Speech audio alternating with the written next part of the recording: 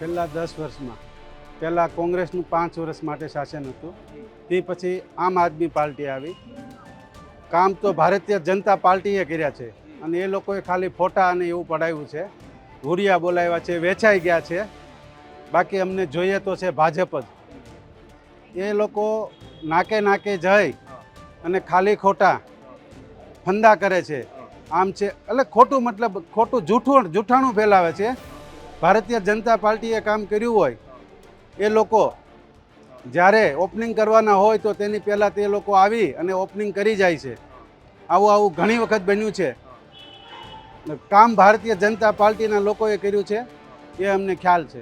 120 ભારતીય જનતા પાર્ટીના ઉમેદવાર ચૂંટાઈને આવશે એવો માહોલ છે. અમે ચીકુવાડી વિસ્તારમાંથી હું આવું છું, નાના વરાછા. ટ્રાફિકની સમસ્યા છે, પણ વિકાસના કામો હાલતા હોય.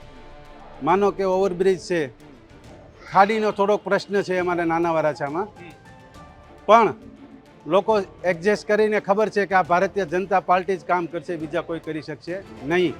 એના માટે ભારતીય જનતા પાર્ટી માટે વિશ્વાસ મૂકી રહ્યા છે.